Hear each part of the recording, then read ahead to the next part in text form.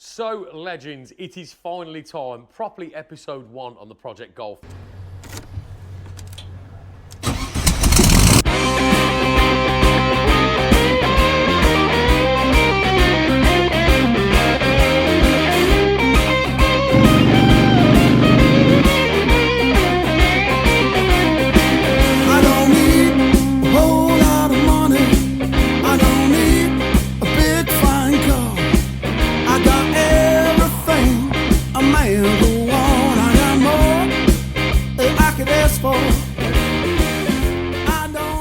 As we can see, it's now inside the workshop because we've started to move things around over the last few days and we've brought it inside to start the initial problem solving off. Now, we've got the car running okay. I've sorted out the gears as you saw on the previous video because the gear linkages were all over the place. So I've realigned those.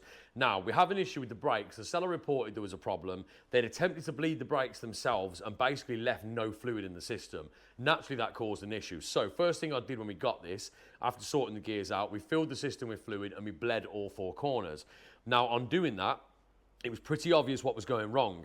And what we've done is we've taken the driver's rear wheel off, as we can see here, to expose the rear brake caliper because this particular caliper and handbrake mechanism is seized, okay? So it does operate if you take the pressure off by hand, as you can see. So I've taken the wheel off, I've loosened the caliper bolts themselves. At the moment, let's try and spin this disc. The handbrake is off. And as you can see, even with the handbrake off, that is solid. So if we look here, what we can see, the handbrake mechanism just around here where my hand is there, if we operate that manually to release it, all of a sudden the caliper moves and comes off and we can spin the disc freely. So basically that handbrake mechanism here on the rear caliper is seized up. So first thing we're going to do with this, take these calipers off and rebuild them. So that's new pistons and new seals. Now, as you all know from the first video, my plan with this car is to turn it into a brand new Mark IV. However, the plan initially is I want to get it roadworthy and I want to get it legal so that I can drive it around for a few weeks and find out any more major niggles or issues that it's got. So that in order when we actually rebuild it fully, we take care of any of those problems that we didn't know existed at this stage. So all in all, that gives us a much clearer route and a much better understanding of being able to get it as a brand new car. Now, naturally, to make it a brand new car, there's going to be an awful lot of stuff we replace. So this rear axle, this rear trailing arm, all this is either going to be removed, resurfaced, repowder coated, or replaced, along with all the suspension linkages, all the shocks, springs, all that kind of stuff, probably all the brake hoses as well. Underneath, I want this to be as if it's just rolled out the showroom, and then interior wise there'll be a lot of work coming up on that, but underneath really is where I'm going to be focusing most of my efforts initially, taking everything off the car, replacing, resurfacing, whatever we need to do, and then from there what will happen is obviously we'll start to rebuild it back up, but the shell itself as well is going to get a full takedown, full strip down to a bare shell, and then we're going to be working on some kind of cool paint job or some kind of cool restoration for it, maybe with some additions here and there. But for now, let's crack on with this. So, caliper's loose. I'm just going to unhook the handbrake cable, and we're going to get it off, get it on the bench, and I'll show you how to strip these down and rebuild them and clean them all up. Okay, the real shame is then, look how much material's left on these pads.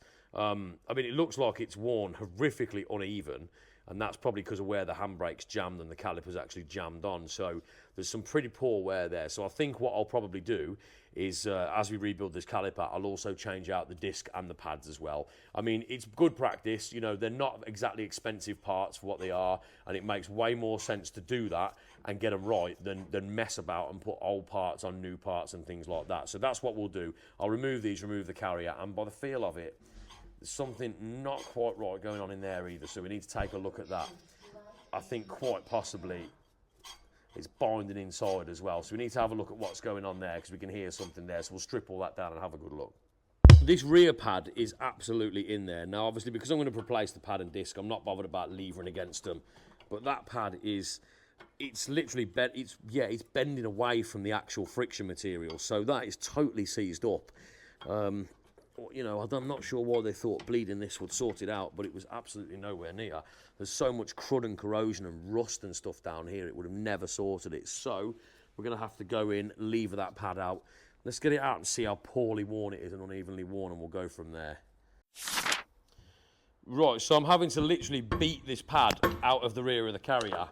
because it was totally seized in there. I mean, yeah, as we can see, it's loads of material again, but it's just not great. Look at where the little the retaining spring there is bending out of the pad. So yeah, something not great here, but there we go. So it was binding up on that rear pad as well, so that was all out of alignment. So straight away that solved an issue. Now, right, with that done then, oh boy, we can see how corroded and nasty this piston is and inside this caliper.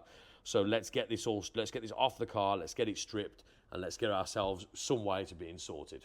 So last couple of things to get it off the car then, you just pull this retaining clip back here, and that's going to release your handbrake cable from the mount there. Obviously you have to unhook it from the actual mechanism and the lever up there, which is no drama.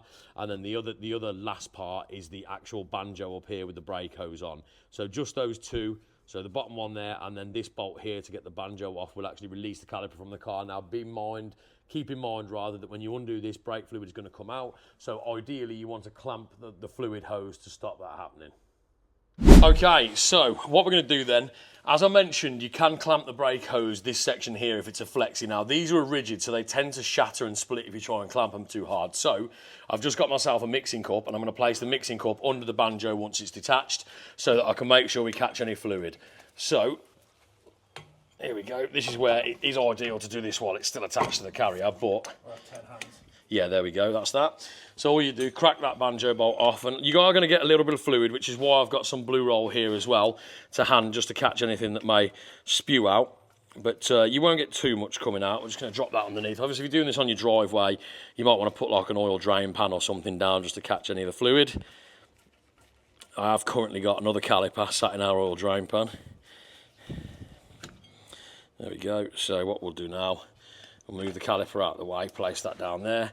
Right, so all I'm going to do whilst this is here, because these brakes have got a full bleed up anyway, essentially I'm just going to make sure this hose stays inside that cup and wedge it up there in the suspension. Now any fluid's just going to leak out into that and it's going to catch it. So what we can see then, now the caliper is off, just how bad it is. I mean, look at the face of that piston. It's heavily corroded, it's nasty. You can tell it's just seized up in the housing. The caliper weren't moving at all. It basically wedged the rear brake pad on, worn it unevenly, and the front one was just floating about doing all sorts, but not actually working. So now what we need to do is strip this caliper down and get it ready for its refurb and its paint job. We can see then just how seized up this is. Now this handbrake mechanism lever here, you should be able, when the caliper's off like this, you should be able to move this freely. And as you can see, I can barely move it at all, and the force I'm having to put through that is ridiculous. It does have a spring in there, so it should have some tension, some reverse tension. But as you can see, that's what's happening is when the handbrake would go on, when you release the cable, then it's not releasing the handbrake, so it was locking the brake on. So that's all seized up in there. I've no doubt we're going to find all sorts of crud and corrosion in there. I mean, it's still actually moving the fluid, as we can see there down the actual banjo bolt hole. So the inside, the fluid's moving around, but it's not actually doing its job because the mechanisms are all seized. So what we're going to do then, we'll strip this down. I'm going to start with taking the handbrake lever and the handbrake cable bracket off. Then we're going to take out the bleed screw, and then it'll be empty. We can flush it all out. We can take out the piston, and we'll have one bare caliper ready for brushing and painting.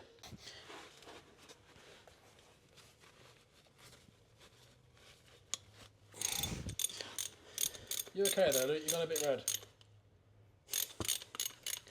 That was a little bit tighter than I thought it might be for a bleed screw.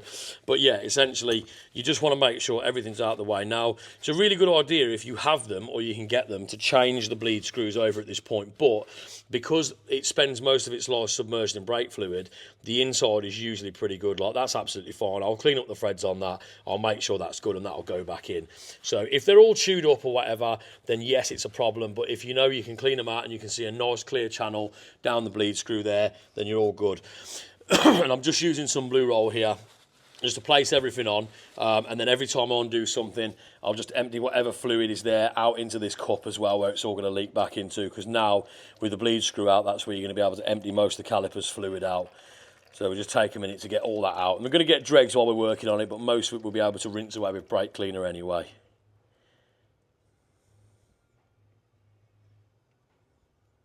Looking good. At this stage, it's a really good idea to take a wire brush because we've got to undo this 13mm and also this Torx 30 bolt here. Now, the problem is with the Torx 30 is it fills with junk, and also round the 13, it's not brilliant. So what you want to do is make sure that for your socket to be able to grip, you've got the edges of that bolt all clean, and then if you just get the bristles just inside that Torx 30, give that a good wiggle around, really clean that junk and that dried mud and dust and stuff out of there. Then again, your actual your socket piece is going to grip way better as well, because if you just put it in when it's full of stuff, it's just going to round off the bolt and you're going to have an absolute nightmare going it out. But now we can see that's pretty good. I'll just empty out whatever was in there and just give it another quick brush out. And a wire brush like this, because of the way the bristles are set up, you can just jam one of those little bristle banks in there, give that a good wiggle around like so, and it will loosen up everything for you. Good as gold. Now, again, because of the nature of them, we can use just impact tools to be able to get them out because it's not under any major pressure, but also I've got the caliper off the car, so it's a lot more difficult to hold, so we can just do a little taps on there. As we can see, that nut comes off lovely, so we'll just put that to one side. And then if you are stripping calipers from a Volkswagen like this, what you'll notice is when you take the handbrake actuator arm here and the handbrake cable bracket off, they're on like a little spline shaft here, and that's how the interior section of the caliper turns and operates the handbrake mechanism. So just same thing with that, just go nice and gently. But there we go, so they can be cleaned up now and put to good use again.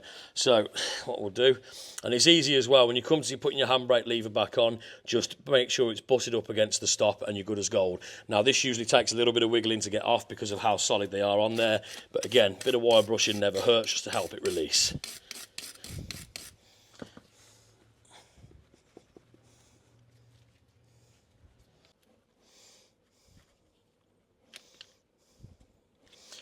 Now these can be a bit of a pig to get on because they really seize onto that spline shaft. Not so much seize, but obviously the tolerances are tight anyway, but you just have to keep working it round, just a little bit of leverage all the way around, keep going, and eventually it will detach.